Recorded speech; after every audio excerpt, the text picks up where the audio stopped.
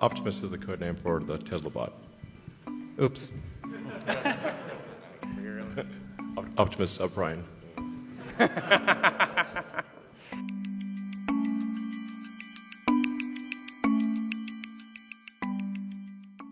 you think about what we're doing right now with the cars, Tesla is arguably the world's biggest robotics company because our cars are like semi-sentient robots on wheels. And with the full self-driving computer, essentially the inference engine on the car, which we'll keep evolving obviously, and Dojo, and all of the neural nets recognizing the world, understanding how to navigate through the world, it kind of makes sense to put that onto a humanoid form. And we're also quite good at sensors and batteries and actuators. So we think we'll probably have a prototype sometime next year that basically looks like this. And it's intended to be friendly, of course, and navigate through a world built for humans and eliminate dangerous, repetitive, and boring tasks. We're setting it such that it is, at a mechanical level, at a physical level, you can run away from it. And most likely overpower it. So hopefully that doesn't ever happen, but you never know. So it's it'll be a light yeah, anyway, 5 miles an hour. If you can run faster than that, it'll be fine.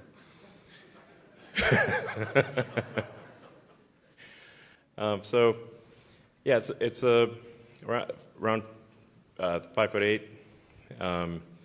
Has sort of a screen where the head is for useful information, but it's otherwise basically got the autopilot system in it. So it's got cameras, got 8 cameras, and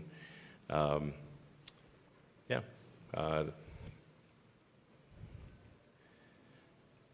full self-driving computer, and making use of all of the same tools that we use in the car.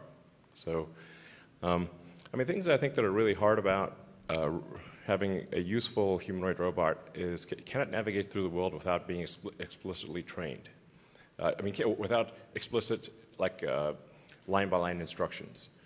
Can you talk to it and say, please pick up that bolt and attach it to the car with that wrench, and it should be able to do that. It should be able to, please go to the store and get me the following groceries, that kind of thing. So, yeah, I think we can do that. And yeah, this I think will be quite profound, because if you say it like, what is the economy? It is, at the foundation, it is labor. So what happens when there is, no shortage of labor? This is why I think long term that there will need to be universal basic income. Yeah. But not right now, because this robot doesn't work. So we just need a minute. So yeah, but I think essentially in the future, physical work will be a choice. If you want to do it, you can, but you won't need to do it.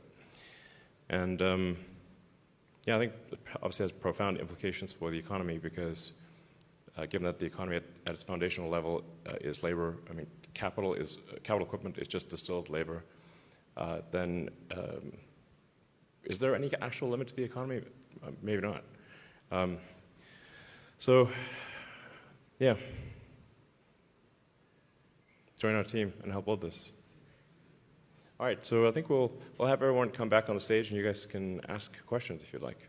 My question has to do with sort of AI and manufacturing. It's been a while since we've heard about the alien dreadnought concept. Is the humanoid that's behind you guys, is that kind of brought out of the production hell timeline and saying that humans are underrated in that process? Well, sometimes like something that I say is taken to too much of an extreme. There are parts of the Tesla system that are almost completely automated, and then there are some parts that are almost completely manual. And if you were to walk through the whole production system, you would see a very wide range from, yeah, like I said, fully automatic to almost completely manual. But the vast majority, most of it is already automated. And then with some of the design architecture changes, like going to large aluminum high-pressure die-cast components, we can take the entire rear third of the car and cast it as a single piece. And now we're going to do the front third of the car as a single piece. So the body line drops by like 60 to 70% in size. But yeah, the robot is not prompted by specifically by manufacturing needs. It's just that we're just obviously making the pieces that are needed for a useful humanoid robot. So I guess we probably should make it. And if we don't, someone else will. And so I guess we should make it and make sure it's safe.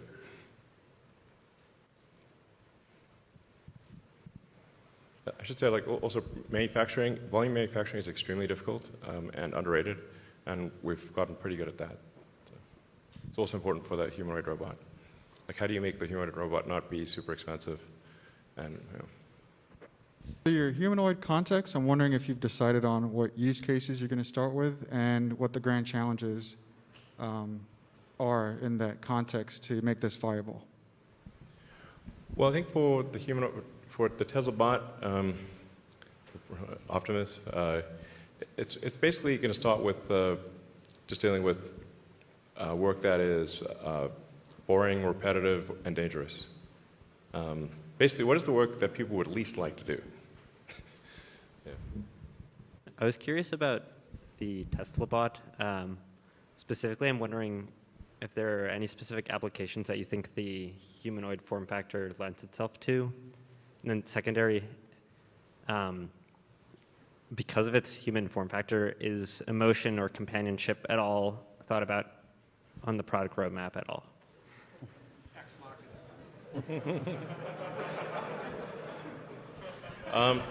Well, we certainly hope this does not feature in a dystopian sci-fi movie. But like, really, at this point, we're saying, like, maybe this robot can. We're trying to be as literal as possible. Can it do boring, dangerous, repetitive jobs that people don't want to do? And once we can have it do that, then maybe it can do other things too. But that's the thing that would be really great to have. So it could be your buddy too. I mean, if I want to have it be your friend and whatever. I'm sure that people will think of some very creative uses.